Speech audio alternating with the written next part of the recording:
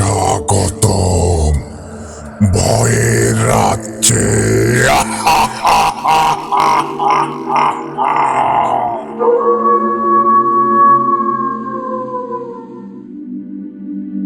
আসসালামু আলাইকুম প্রিয় লিসেনার, সবাইকে স্বাগতম জানাচ্ছি ভূতাড্ডার আরও একটা নতুন এপিসোডে। আর বরাবরের মতোই আপনাদের সাথে আছি আমি ইমরান এইচ খান। আজকে কিন্তু আপনাদের জন্য দুইটা ভয়ঙ্কর ঘটনা নিয়ে উপস্থিত হয়েছি। আজকে প্রথমেই শুনবেন আমাদের একজন লিসেনার, আমাদের একজন বন্ধু শাহরিয়ার জয় ভাইয়ের হিন্দু জিন নামক একটি দুর্দান্ত ভয়ঙ্কর ঘটনা। আশা করছি এই ঘটনাটি আপনাদের বেশ ভালো লাগবে। এরপর আপনাদের জন্য থাকছে আমাদের একজন অফিসিয়াল স্টোরি টেলার, সেই সাথে আমাদের এডিটর, আপনার আমার সবার প্রিয় রাসেল রাজ ভাইয়ের নিজ কণ্ঠে ভয়ঙ্কর একটি ঘটনা। প্রথমবারের মতো রাসেল ভাই তার নিজ কণ্ঠে একটি ভয়েস ক্লিপ পাঠিয়েছেন। আশা করি ঘটনাটি আপনাদের বেশ ভালো লাগবে।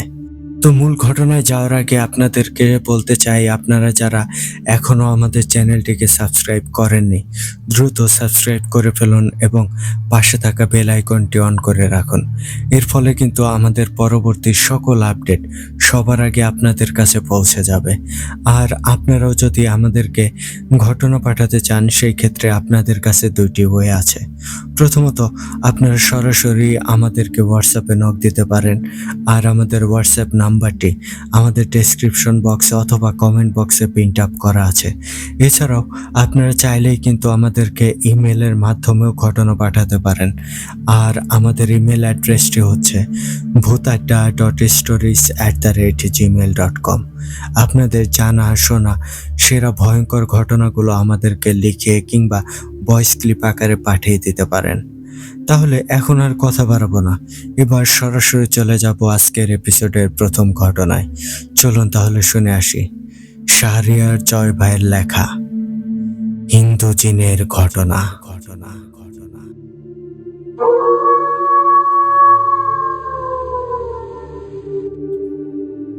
আসসালামু আলাইকুম ইমরান ভাই, কেমন আছেন আপনি?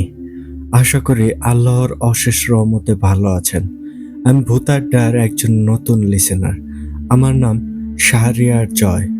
আমার বাড়ি ভেড়ামারা, কুষ্টিয়া। আমি বর্তমানে সৌদি আরব থাকি। আমি নিয়মিত ভূতাড্ডার ঘটনাগুলো শুনে থাকি। কাজ শেষ করে রাতে ঘুমানোর সময় ঘটনাগুলো মূলত শোনা হয়। আমি আজকে একটা ঘটনা শেয়ার করব। ঘটনাটা আমি আরো আগেই শেয়ার করতাম, কিন্তু সময়ের অভাবে ঘটনাটা লিখে উঠতে পারিনি। ইমরান ভাই, আমি তেমন একটা লেখাপড়া জানি না, তাই লেখার মাঝে অনেক ভুল থাকতে পারে। এর জন্য আমি আগেই ক্ষমা চেয়ে নিচ্ছি। আজকে আমি যে ঘটনাটা শেয়ার করব, এই ঘটনাটা আমি আমার দাদার কাছ থেকে শুনেছিলাম। ঘটনাটা ঘটেছিল দাদার সাথেই। 1980 সালের দিকে দাদার সাথে এই ঘটনাটা ঘটেছিল।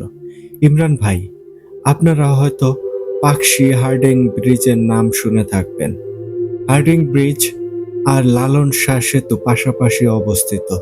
আর দাদার শ্বশুরবাড়ি ছিল রূপপুর, এখন যেখানে পারমাণবিক বিদ্যুৎ কেন্দ্র তৈরি হচ্ছে। পাকশি হার্ডিং ব্রিজের নিচেই দাদার সাথে ঘটে ঘটনাটা। পদ্মা নদীর ওপর লালন শাহ সেতু আর হার্ডিং অবস্থিত।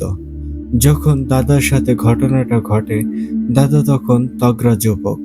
ইমরান ভাই, তাহলে ঘটনাটা শুরু করছি। তখন গরমকাল। দাদা তার শ্বশুরবাড়ি বেড়াতে এসেছে। 2 দিন শ্বশুরবাড়ি থাকার পর হঠাৎ করে একজনের মাধ্যমে খবর পায় দাদার মা খুবই অসুস্থ। তখন রাত হয়ে গেছে। দাদা তার মায়ের অসুস্থতার কথা শুনে চিন্তায় পড়ে যায়। দাদা সেই রাতেই বাড়ি যাওয়ার চিন্তা করে। একটা কথা বলে রাখি ইমরান ভাই, লালন শাহ সেতু 2004 সালে উদ্ভাবন করা হয়। লালন শাহ সেতু হওয়ার আগে সেখানে ফেরির মাধ্যমে পারাপার হতে হতো। তবে সেই সময় নদীর এপারের ঘাট থেকে ওপারে যাওয়ার জন্য নৌকাও পাওয়া যেত। দাদা আনুমানিক রাত 10টার দিকে তার শ্বশুরবাড়ি থেকে বের হয়। দাদার শ্বশুরবাড়ির মানুষজন তাকে রাত থেকে ভোরবেলায় যাওয়ার কথা বলে, কিন্তু দাদা কারো কথাই শুনতে নারাজ। দাদা একাই সেই রাতে রওনা দেয়। দাদা দাদিকে রেখে যায়। পরদিন সকাল সকাল দাদিকে চলে যেতে বলে। দাদা বাড়ি থেকে বের হয়ে হার্ডিং ব্রিজের নিচে চলে আসে। দাদা সেখানে ফেরি দেখতে পায়, কিন্তু ফেরি ভোরের আগে ছাড়বে না। দাদা তখন ঘাটে নৌকা খুঁজতে থাকে, কিন্তু দাদা একটা নৌকাও পায় না। কয়েকটা নৌকা ঘাটে ছিল, কিন্তু তারা কেউ ওপারে যাবে না। এমন ভাবে দাদা একটা নৌকার অপেক্ষা করতে থাকে। আস্তে আস্তে রাত বাড়তে থাকে, সেই সাথে দাদার চিন্তাও বাড়তে থাকে। একটা সময় নদীর ঘাটের মানুষজন সব যে যার মতো চলে যায়। দাদা একাই বসে থাকে ঘাটে। দাদা নৌকার খোঁজে ঘাট থেকে বেশ কিছু দূরে চলে যায়, যদি কোনো মাছ ধরা নৌকা পায় সেই আশাতে। আস্তে আস্তে রাতের গভীরতা বাড়তে থাকে। নদী দিয়ে নৌকা চলাচল করছিল। দাদা নৌকা দেখে মাঝিকে ডাকাডাকি করে, কিন্তু কেউ দাদার ডাকে সাড়া দেয় না। দাদা তখন নদীর ঘাট থেকে অনেকটা দূরেই চলে এসেছেন। আশেপাশে তখন কোনো নৌকা বা মানুষ ছিল না। চাঁদের আলোতে দাদা ভালোভাবেই সবকিছু দেখতে পাচ্ছিল। দাদা অপেক্ষা করতে থাকে নৌকার জন্য। দাদা নদীর কিনারায় বসে পড়ে। রাত তখন কয়টা বাজে সেটা দাদার অজানা। হঠাৎ করে দাদার কানে একটা শব্দ ভেসে আসে। মনে হচ্ছে কয়েকজন মানুষ হাঁটাহাঁটি করছে। দাদা ভালো করে চারপাশে খেয়াল করে, কিন্তু দাদা কাউকেই দেখতে পায় না।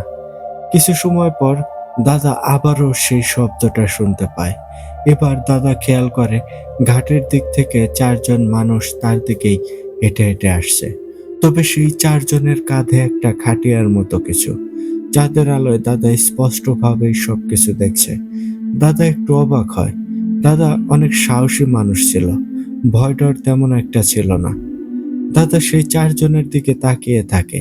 সেই 4 জন দাদার দিকে এগিয়ে আসে। একটা সময় 4 জন দাদার কাছে চলে আসে। দাদা তখন দেখে সেই 4 জন মানুষ একটা খাটিয়া কাঁধে করে নিয়ে আসছে। লোক 4টার শরীর কালো চাদর দিয়ে ঢাকা। তাদের শুধু মুখটা দেখা যাচ্ছে। একদম সাধারণ মানুষের মতোই দেখতে। দাদার সামনে সেই 4 জন থেমে যায়। তারপর তারা কাঁধ থেকে খাটিয়াটা নামায়। দাদা তখন তাদের একজনকে জিজ্ঞেস করে তারা কোথায় যাবে, আর এত রাতে এই লাশ নিয়ে তারা কোথায় যাচ্ছে। কেউ দাদার কথার কোনো জবাব দেয় না। তারা খাটিয়াটা রেখে নদীর পানিতে হাত মুখ ধুয়ে নেয়। তারপর খাটিয়ার পাশে এসে দাঁড়ায়। দাদা আবারও তাদেরকে জিজ্ঞেস করে তারা কোথায় থেকে এসেছে, আর এই লাশটি নিয়ে কোথায় যাবে। তখন একজন কথা বলে। সে দাদাকে জানায় তারা লাশ নিয়ে নদীর ওপারে যাবে। নৌকা না পেয়ে তারা এদিকে নৌকার খোঁজে এসেছে। লাশটা তাদের এক আত্মীয়ের। তিনি নাকি হঠাৎ করেই মারা যায়, তাই তাকে তার বাড়িতে নিয়ে যাচ্ছে। কথাগুলো শুনে দাদার একটু খারাপ লাগে। দাদা তখন খাটিয়ার দিকে তাকায়। দাদা দেখতে পায় খাটিয়ায় সাদা কাফনে মোড়ানো একটা লাশ। তখন একজন দাদাকে জিজ্ঞেস করে দাদা কোথায় যাবে। দাদা তাকে জানায় দাদাও নদীর ওপারে যাবে, কিন্তু তিনি নৌকা পাচ্ছে না। মানুষগুলো দাদার কথা শুনে একজন আরেকজনের দিকে তাকায়। দাদা বেশ কিছুটা অবাক হয়। তারপর হঠাৎ করে দূর থেকে একটা নৌকা আসতে দেখা যায়। মনে হচ্ছে নৌকাটা তাদেরকে দেখেই এদিকে এগিয়ে আসছে। নৌকাটা কাছে চলে আসে। তখন নৌকার মাঝি দাদাকে উদ্দেশ্য করে বলে, দাদা কোথায় যাবেন? দাদা তখন মাঝিকে বলে সে ওপারে যাবে। তখন সেই 4 জনের একজনও বলে তারাও নদীর ওপারে যাবে। মাঝি ওপারে যেতে রাজি হয়। তখন দাদা আগে নৌকায় গিয়ে বসে, তারপর সেই 4 জন খাটিয়া নিয়ে নৌকায় ওঠে। দাদা নৌকার সামনে গিয়ে বসে। খাটিয়াটা নৌকার মাঝে রাখা হয়। খাটিয়ার চারপাশে সেই 4 জন দাঁড়িয়ে থাকে। নৌকাটা চলতে শুরু করলো। চাঁদের আলোয় পানিতে পড়ায় দেখতে অনেক সুন্দর লাগছিল। দাদা নৌকার সামনে বসে সেই সুন্দর দৃশ্য উপভোগ করছিল। মাঝে মাঝে পিছনে ঘুরে দাদা সেই 4 জনকেও দেখছিল। এত সময় কিন্তু দাদা একটুও ভয় পায়নি।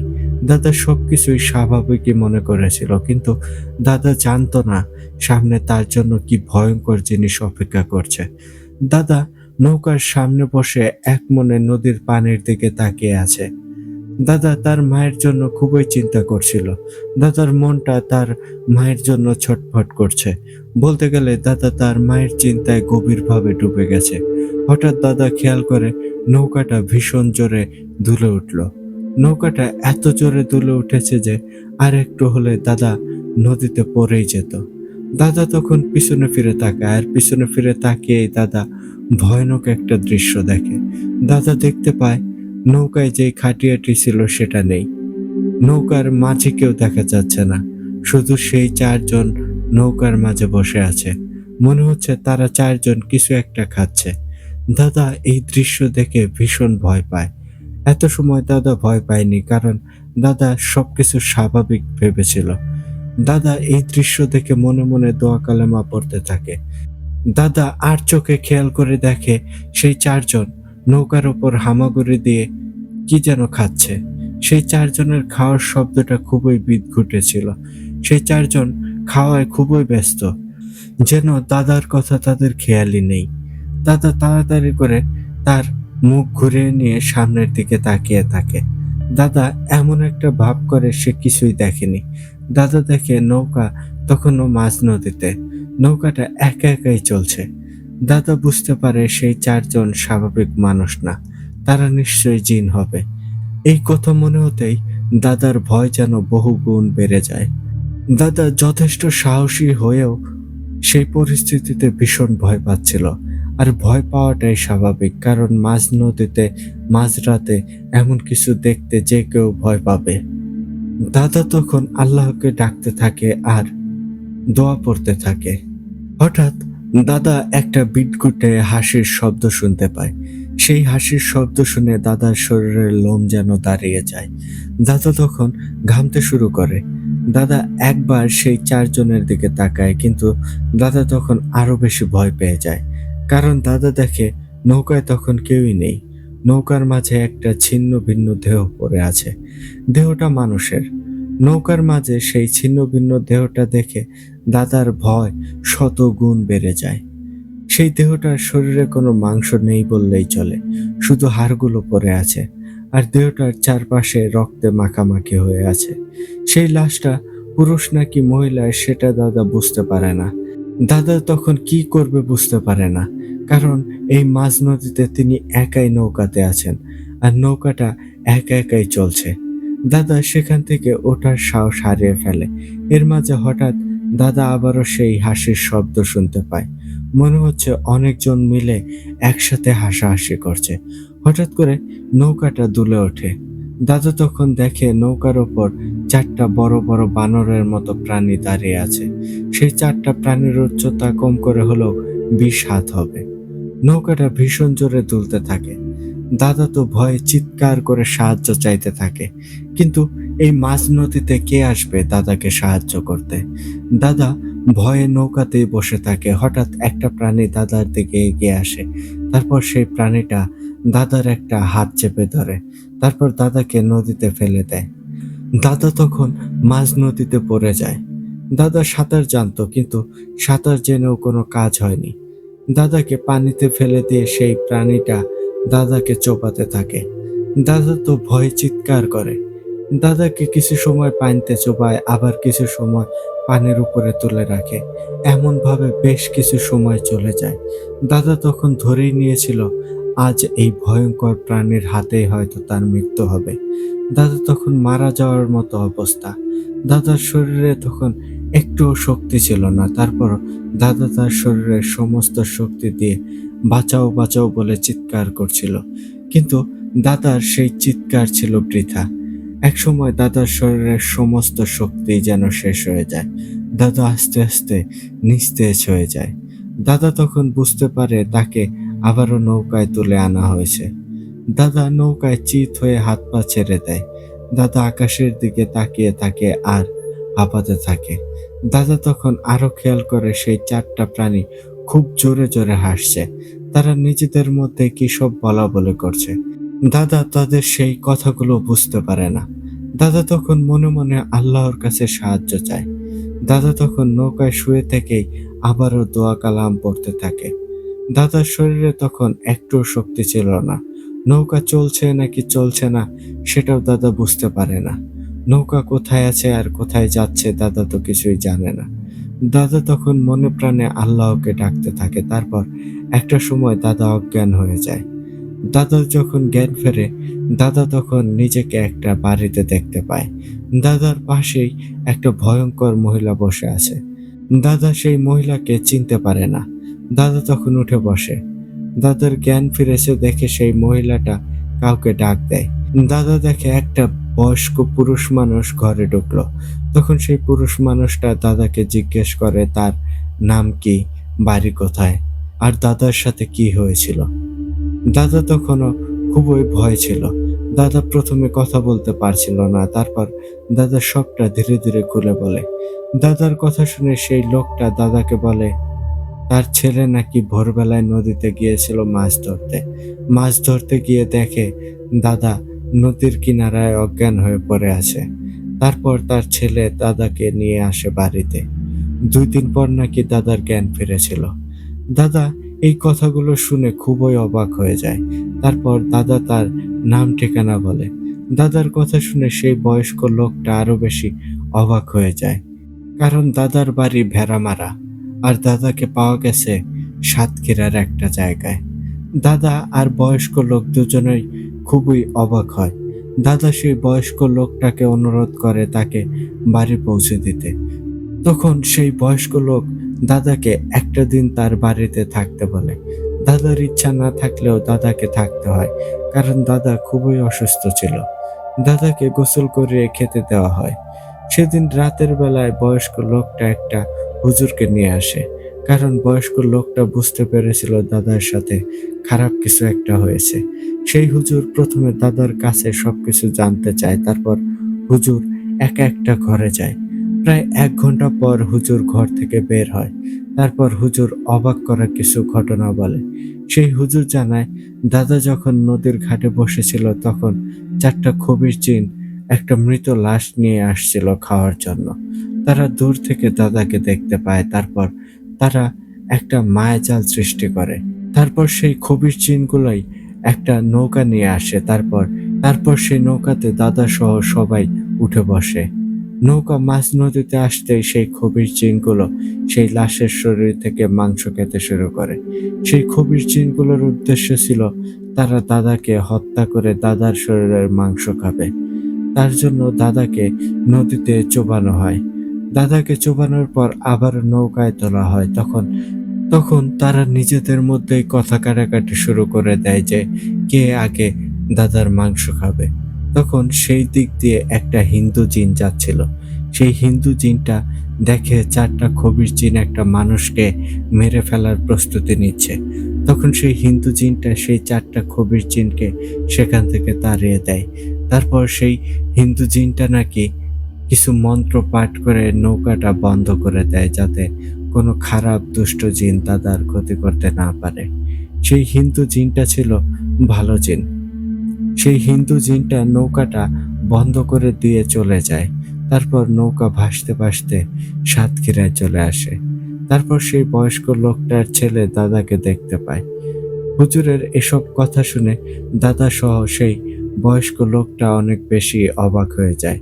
হুজুর আরো জানায় সেই হিন্দু জিনটা সঠিক সময় না আসলে হয়তো দাদাকে খবির জিনগুলো মেরেই ফেলতো। হুজুর জানায় ওই খবির জিনগুলো আর কখনোই দাদার কোনো ক্ষতি করতে আসবে না। হুজুরের এইসব কথা তার সাথে থাকা জিনেদের মাধ্যমে জানতে পেরেছে।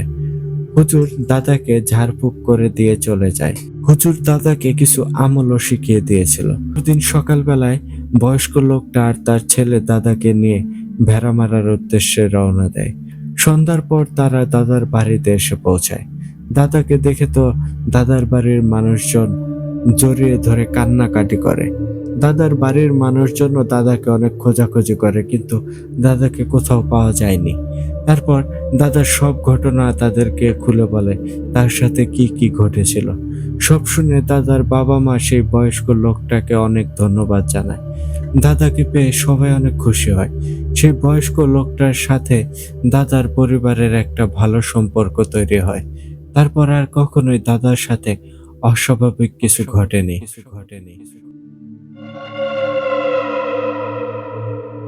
তো ইমরান ভাই, এটাই ছিল আমার দাদার সাথে ঘটে যাওয়া একটা ঘটনা। ঘটনাটি যদি ভালো লাগে তাহলে অবশ্যই শেয়ার করবেন। আমি ঘটনাটা গুছিয়ে লিখতে পারিনি। আমার জানা আরো কিছু ঘটনা আছে।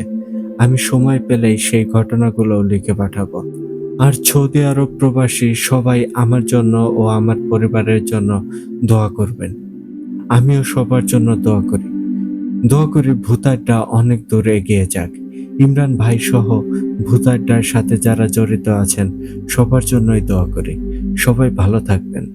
আসসালামু আলাইকুম ইমরান ভাই।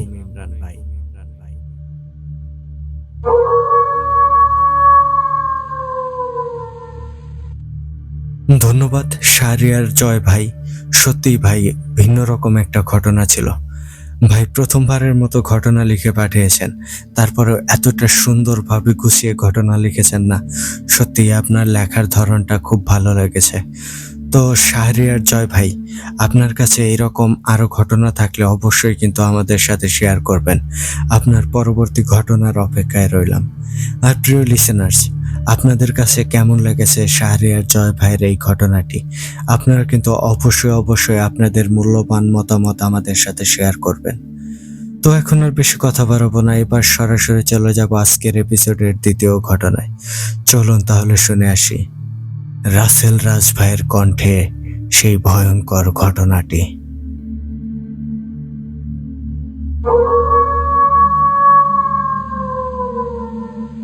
আসসালামু আলাইকুম ইমরান ভাই, কেমন আছেন? প্রিয় দর্শক শ্রোতা, আপনারা সবাই কেমন আছেন? আশা করি আল্লাহর রহমতে অনেক ভালো আছেন। আলহামদুলিল্লাহ, আপনাদের সবার দোয়ায় এবং আল্লাহর রহমতে আমিও অনেক বেশি ভালো আছি। আর ভালো থাকার কারণ আপনারা আমার লেখা ঘটনাগুলোতে এত ভালোবাসা দিচ্ছেন যে আমি ভালো না থেকে কি করে পারি বলেন? যাই হোক, আমার পরিচয়টা দিয়ে নিই। আমার পরিচয়, আমি মোহাম্মদ রাসেল হোসেন রাজ, ভূত আড্ডার একজন অফিসিয়াল স্টোরি টেলার এবং এডিটর। আমার বাসা সাতক্ষীরা জেলা কলারা থানা, গ্রাম বলিয়া। আর বেশি কথা বাড়াতে চাই না, এবার ঘটনায় ফিরে যাব। তার আগে বলতে চাই, আমার কথার ভিতরে যদি অনাকাঙ্ক্ষিত ভুল ত্রুটি হয়ে থাকে সবাই ক্ষমা সুন্দর দৃষ্টিতে দেখবেন। এর আগে কখনো ভয়েস ক্লিপ আকারে ঘটনা পাঠায়নি, এই কারণে আমার কথার ভিতরে অনাকাঙ্ক্ষিত ভুল ত্রুটি হতে পারে। সবাই ক্ষমা সুন্দর দৃষ্টিতে দেখবেন। এবার চলে যাই ঘটনায়। আর আজকের ঘটনাটা অবশ্যই আপনারা জানেন। আসলে নিশির ডাক নামক একটি ঘটনা আছে, একেবারে সত্যি একটা ঘটনা। এই ঘটনাটা আমার নিজের চোখে দেখা, এক কথায় বলতে পারেন আমার পাড়া প্রতিবেশী চাচাতো ভাইয়ের সাথে ঘটেছিল। সালটা ছিল 2015। তখন আমাদের এখানে অনেক খাল বিল ছিল। এখন তো সব খানা গর্ত পুকুর এগুলো সব কিছু পূরণ করি ঘর বাড়ি বান্ধা হচ্ছে, কিন্তু তখন অনেক খানা গর্ত কিংবা খাল বিল ছিল। দুঃখিত, কথার ভিতরে কথা বাড়ালাম। তার আগে বলতে চাই যে এমন ঘটনা হয়তো আগেও আপনারা শুনেছেন বা বেশ কয়েকবার শেয়ারও হয়েছে, কিন্তু এই ঘটনাটা অনেকটা ভিন্ন একটা ঘটনা।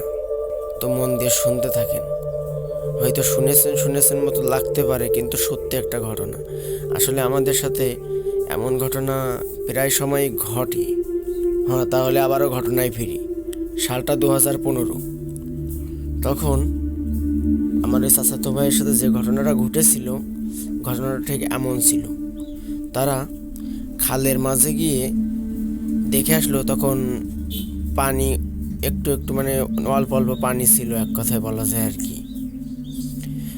সেখানে তারা দেখলো মাছ আছে, অল্প পানিতে অনেকগুলো মাছ আছে, কিন্তু সে জায়গায় পালা কিংবা কঞ্চি দিয়ে ঘেরা ছিল, এক কথায় আর কি। এখন তারা ভাবলো হয়তো এখন যদি মাছ মারতে দেখে মানুষে, তাহলে যারা এই পালা দিয়ে রাখছে তারা হয়তো বকাবকি করবে এসে বা কথা শোনাবে। এই কারণে তারা ভাবলো ভোরবেলা এসে চুপি মাছগুলো নিয়ে চলে আসবে বাসায়। এইভাবে তারা সেদিনের মতো কথাবার্তা বলে সন্ধ্যাবেলা পরামর্শ করলো যে ভোরবেলা যাবে। আমার একটা ভাই ছিল, নাম আসাদ, তার ভাইয়ের নাম চাচাতো ভাই। এখন মনিরুল যে চাচাতো ভাই আছে আর কি, মানে পাড়া প্রতিবেশী চাচাতো ভাই, ওরে বলল আমারে ডাক দিস। মনিরুল বলল আচ্ছা ঠিক আছে, আমি ডাক মনি তোরে, তুই সজাগ থাকিস। বললো আমি ঘুমাই থাকলেও তুই আমার ডাকিস। ঘুমাই গেল রাতের বেলা, সবাই যার যার বাসায় চলে গেল। ফজরে আজান দিছে কিনা সে তার খেয়াল নাই। রাতের বেলা ঘুমাইছি, খাওয়া দাওয়া করে ঘুমাইছি। ঘুমানোর পরে মানে তার মনে হচ্ছে যে ফজরে আজান হয়তো দিয়ে দিচ্ছে। এখন বাইরের থেকে ডাক পড়িছে মনিরুলের, একবার ডাক দিছি, মানে তার ঘুম তেমন আসে, মানে কাক ঘুম মতন বলা যায় ঘুম, আবার আছে ঘুমের ভিতরে ছিল, ঘুম তেমনভাবে আসেনি তখনও। সে ভাবছে হয়তো সকাল হয়ে গেছে, বাইরের থেকে তাকে ডাক দিয়ে বলল, এই আসাদ, মাছ ধরতে যাবে না? সকাল হয়ে গেছে তো, তাড়াতাড়ি রেডি হয়ে যা, এখনই যেতে হবে আমাদের। আওয়াজটা শুনে তখনই সে ঘুম থেকে লাফ দিয়ে উঠে পড়ল আর বলল, হ্যাঁ হ্যাঁ দাঁড়া দাঁড়া, আমি আসতেছি। এখন সে বাইরে এসে দেখে তার থেকে কিছুটা দূরে দাঁড়িয়ে আছে মনিরুল। তার আগে একটা কথা বলে নেই, এখন তো আমাদের এখানে বাগান কেটে দিয়েছি, সব বন বাদার মতন ছিল আগে আমাদের এইখানে, চারিদিকে গাছপালায় মানে ভরপুর ছিল। এখন তো সব গাছপালা সব কেটে ফেলাচ্ছে এক কথায়। তো এই কারণে আগে গাছপালা ছিল, একটা গাছের বড় শিশু গাছ, শিশু গাছ তো আপনারা অবশ্যই চিনেন। শিশু গাছের গোড়ায় গিয়ে দাঁড়িয়ে আছে আধারের মাঝখানে। আর আমার চাচাতো ভাই আসাদ দেখছে মানে ভোর হয়ে গেছে, চারিদিকে ফর্সা, মানে আর একটু পরে হয়তো সূর্যের আলো বেরোবে এরকম অবস্থা, ঠিক আছে। মানে তার চোখে এমন একটা মায়াজাল সৃষ্টি করেছে যে সে দেখতেছে যে দিনের মতো পরিষ্কার চারিদিকে। এখন মনিরুল যেখানে দাঁড়িয়ে আছে গাছের গোড়ায়, মনিরুল নামক অশরীরী, তার ওইখানে কিছুটা কালো কালো ছায়া মতো দাঁড়ায় আছে, ঠিক আছে। তো সে চোখটা মুছে কোনো রকম করে হাতে মুখে পানি দিয়ে, হাতে গামলা কিংবা যা বলেন আর কি, মাছ ধরার সরঞ্জামগুলো সব নিয়ে তার পিছু পিছু হাঁটতে লাগলো। কিছু দূর যেতে যেতে তার একটু সন্দেহ লাগলো, কারণ তার সাথে কোনো রকম করে হেঁটে পারছে না আমার ভাই আসাদ। মনিরুল যে চাচাতো ভাই ছিল সে সবসময় তার থেকে 10-20 হাত মনে করেন যে এগিয়ে থাকছে। সে অনেক চেষ্টা করলো পাছ ধরার আমার চাচাতো ভাই আসাদ, কিন্তু পারল না। সে বারবার ডাক দিচ্ছে, এ মনিরুল তোর কি হয়েছে রে, তুই দাঁড়া, একসাথে যাই, তুই আগে আগে যাচ্ছিস কেন? কিন্তু সে কোনো কথা বলে না। মাস্টারে বেড়া, হ্যাঁ নামটা শুনে আপনাদের হয়তো মনে পড়েছে, ঘটনা শুনে থাকলে মনে পড়বে। আমি একটা ঘটনা শেয়ার করছিলাম মাস্টারে বেড়া নিয়ে। ওইখানে অনেক খারাপ জায়গা, ঠিক আছে। কবরস্থান আছে 2 জনের, ওইখানে স্বামী স্ত্রী 2 জনের কবরস্থান আছে। ওইখানে একটা ঘর আছে, মানে অনেক পুরাতন সেই ঘরটা, ঠিক আছে। তো ওই ঘরে 7 জন মানুষ মারা গিয়েছিল, গলা কেটে মেরে ফেলছিল, কারা বা কে এ যেন মেরে ফেলছিল তাদেরকে। 7 জনেরই এক রাতে মেরে ফেলছিল। সবাই ওই পাশেই কবর দেওয়া হয়েছিল। তো ওই কবরের পাশে আসার পরে, বেড়ার পাশে আসার পরেই ঘটে গেল একটা আজব ঘটনা। মনিরুল গিয়ে ওই কবরের পাশে দাঁড়ালো। এখন আসাদ ভাই বলল, এই মনিরুল তুই ওখানে কি করিস? হাতে একটা কোদাল ছিল, কোদাল দিয়ে যেহেতু মাটি কেটে বাঁধতে হবে, বাঁধতে তাই মানে পানিগুলো সেচার কাজ করবে। হাতে গামলা টামলা নিচে হাবিজাবি, লর সরঞ্জাম আছে তার কাছে, কোদাল আছে একটা। এখন সে বলল, মানে সাহস করে কিছুটা কাছে গেল, 10-15 হাত দূরে দাঁড়িয়ে বলল, এই তুই ওখানে কি করিস? সেই মনিরুল নামের অবয়বটা বলল, এদিকে আয়, দেখে যা, এদিকে কি হচ্ছে তুই দেখে যা। সে অনেক আগ্রহ নিয়ে কোদালটা নিয়ে গেল। এখন তার হাতে কোদাল ছিল দেখে আবার সেই মনিরুল নামক অশরীরটা বলল, এই কোদালটা রেখে আয়, রাস্তার পাশে রেখে আয় কোদালটা, তারপরে এদিকে আয়, দেখ কি। তখন তার মনে আগে থেকে যেহেতু একটু সন্দেহ লেগেছিল আসাদ ভাইয়ের, তো সে তার কাছে না গিয়ে বলল, থাকুক না কোদাল, সমস্যা কি তোর? তখন সে বলল, তোকে বলছি না রেখে আসতে, রেখে আয়। আর আসাদ ভাই মনে মনে ভাবলো, এটা তো স্বাভাবিক কোনো কিছু হতেই পারে না, আমার ব্যাপারটা দেখতে হবে আসলে কি। আর আমি যদি এটা সত্যি যদি মনিরুল হয়ে থাকে তাহলে কবরের পাশে এই জায়গাটা তো ভালো না তেমন। সত্যি যদি মনিরুল হয়ে থাকে তাহলে তো তার অনেক বড় ক্ষতি হয়ে যাবে এখানে আমি যদি রেখে দৌড় দিই। তো দেখা যাক শেষ পর্যন্ত কি হয়। এখন আবার মনিরুল বলে উঠল, কিরে তোকে না বলেছি রেখে আসতে, এখনো দাঁড়িয়ে আছিস তুই? এদিকে আয় তাড়াতাড়ি, দেখে যা কি। ঝাড়ি মেরে কথাটা বলল। তারপরে আসাদ ভাই বলল, তুই কে সত্যি করে বল, তুই এখানে আমার কাছে কি চাস, আমাকে নিয়ে এসেছিস কেন? তখন সে অবয়বটা হেসে বলল, তাহলে চিনতে পেরেছিস আমাকে? ভালো হয়েছে চিনতে পেরেছিস। এত দূর যেখানে তোকে নিয়ে আসতে পেরেছি, মেরেও ফেলতে আমার সময় লাগবে না। হাসিটা শুনে যেন প্রাণটা বেরিয়ে যাওয়ার মতো অবক্রম হলো। তখন আসাদ ভাই বলল, তুই তাহলে আমার বন্ধু মনিরুল না? তখন মনিরুল বলল, আমি যদি মানুষ হতাম তাহলে কি আমি এখানে এসে দাঁড়াতাম? দেখবে আমি কে, তুই দেখতে চাস? তখন আসাদ ভাই ভয়ে ভয়ে বলল, আমি চলে যাচ্ছি, আমাকে আমাকে মারবেন না প্লিজ, আমি আপনার তো কোনো ক্ষতি করিনি। তখন সে অবয়বটা আবারও বলে উঠল, না না না না, এত সহজে তোকে ছাড়বো না, তোকে আজ মরতেই হবে। তখন আসাদ ভাই আঁক পিস না ভেবে দিল এক দৌড়। মানে এতটা জোরে দৌড় মারছে যেন তার পিছনে কি হচ্ছে তা কিছু দেখার সময় নাই তার। পিছনে যেন ঝড় বয়ে যাচ্ছে। সে বলল লাস্টে যেই আমাদের সাথে বলল যে পিছনতে আমি যখন দৌড় মারছিলাম তখন যেন পিছন থেকে গাছপালা সব ভেঙে পড়বে এমন অবস্থা, ভেঙে ভেঙে পড়ছে, মটমট মটমট করে গাছের ডাল ভাঙছে। আর আমি তো একবার ভয়ে পিছন দিকে তাকাচ্ছি না। আমি যখন দৌড় মারছিলাম তার কিছু সময় পরেই ফজরে আজান দিয়ে দিল। ঠিক তখনই আমার অদৃশ্য থেকে কেউ একজন বলে উঠলো আমাকে, আজকের মতো তুই বেঁচে গেলি, কিন্তু পরবর্তীতে তোকে আমি ছাড়বো না। তোর হাতে কোদাল ছিল, লোহার জিনিস ছিল, এই কারণেই তুই বেঁচে গেলি, কিন্তু পরবর্তীতে তোকে আর আমি ছাড়বো না। যদি একদিন সামনে পাই তাহলে দেখিস তোর কি হয়। এটা বলে আওয়াজটা কোথায় যেন মিলিয়ে গেল। তারপরে সে বাসায় চলে আসলো। ফজর আজান দেওয়ার পরে আর কোনো সমস্যা হলো না তার, সোজা বাসায় চলে আসলো।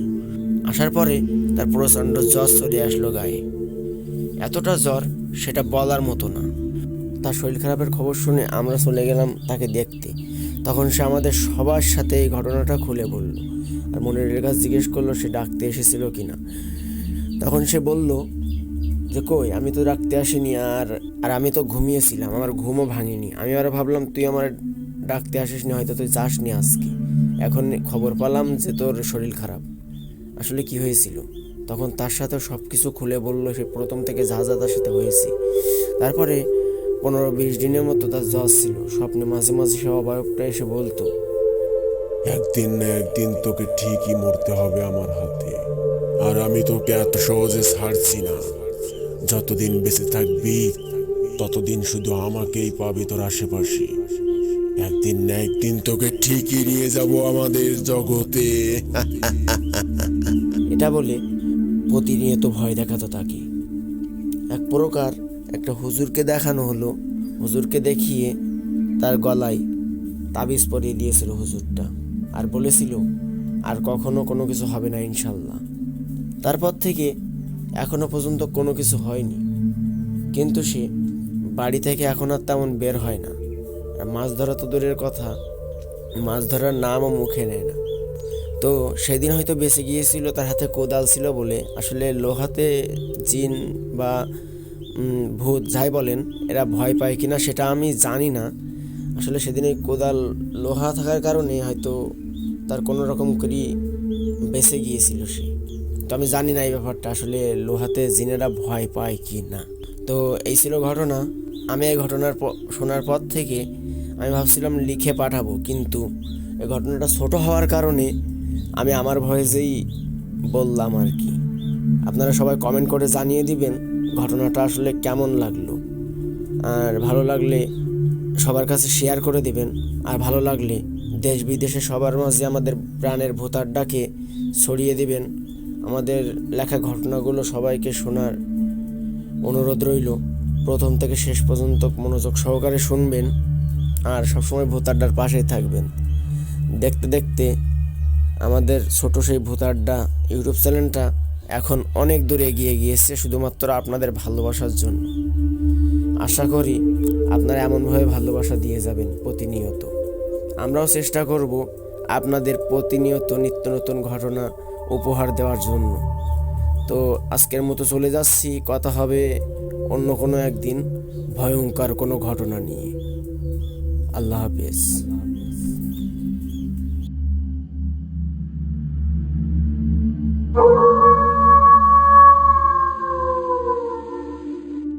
ধন্যবাদ রাসেল রাজ ভাই এত সুন্দর করে ঘটনাটি উপস্থাপন করার জন্য।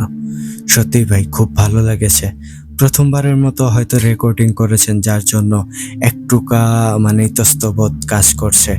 তো আশা করি এটা দু একবার করলে ঠিক হয়ে যাবে। তো সেই ক্ষেত্রে ভাই আরও 2-4টা ভয়েস ক্লিপ আমাদেরকে পাঠিয়ে দিন, এতে আমারও একটু হেল্পফুল হয়ে যাবে।